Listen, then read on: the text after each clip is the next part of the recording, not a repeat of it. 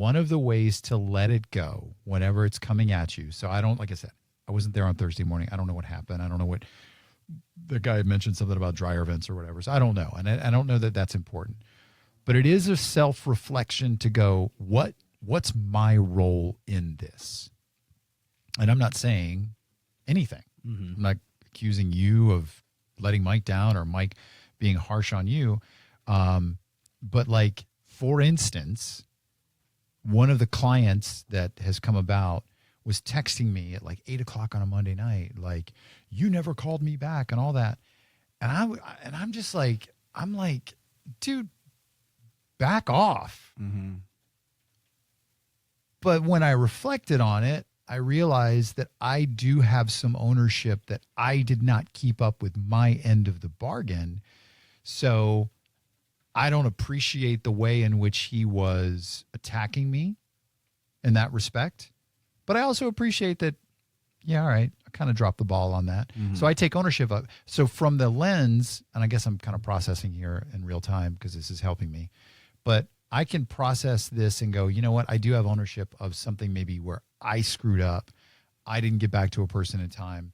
But then that helps elevate me to a place of being able to reply to this person. And I don't know if this helps you with Mike or whatever. And I have a lot of respect for that show and all this stuff. But when I take ownership of my responsibility, it puts me in a place where now I see a little bit clearer on how to navigate this next step in whatever that thing is in that moment. Does that make kind of some sense or no? It does make sense.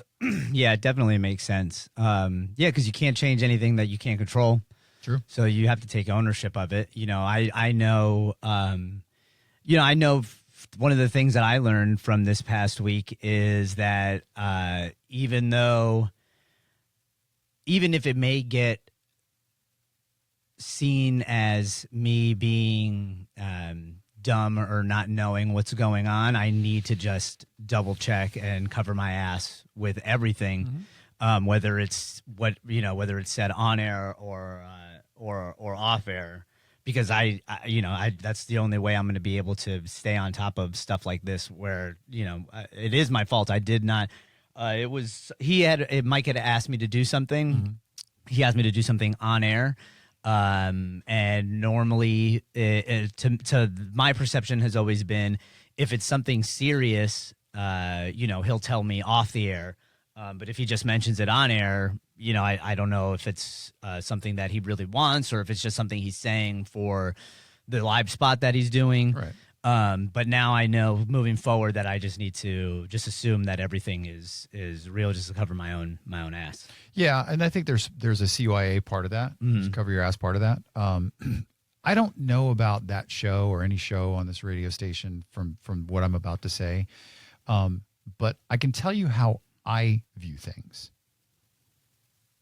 This show, even though it's only 2 hours on a Saturday, is very, very important to me. Okay, as the host of this show, having you on board, I think you and I have a good rapport. I think you and I have, again, we're just basically out of the honeymoon phase, so we're still kind of getting to know each other and the show and the content. But I do demand excellence, and I have a relentless pursuit for excellence. That's my own personal work ethic, So if you were to screw up, I would be like, dude, I demand excellence, and that's what I expect, because it's the greatest gift we can give the listeners of this radio show is something really amazing. I have no idea if that's how Mike is wired or not. But if you of yourself demand excellence, then you'll always be in the right. You'll always do the thing that you need to do. And dude, I wasn't there. I don't know. I mean, things happen. And like I said, it's a radio show. So there's still a little bit of the acting. There's still a little bit of the presence. You are a character. Whereas I think in this show and what I'm trying to do with Let's Get Real is I just want Anthony to roll in every day. Yeah. I mean, and you're right. I do need to, in situations, because like I said, I think I do a good job. I know I'm human. I know I make mistakes, as we all are. So, I'm not going to get everything right all the time.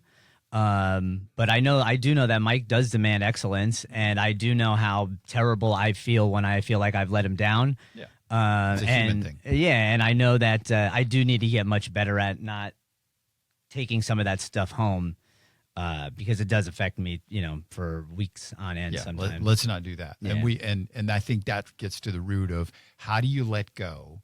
How do you not allow people to get to you? And I'm not saying that might gets to you or whatever, but for me in my own situation, in my own clients, how do I keep them from getting to me?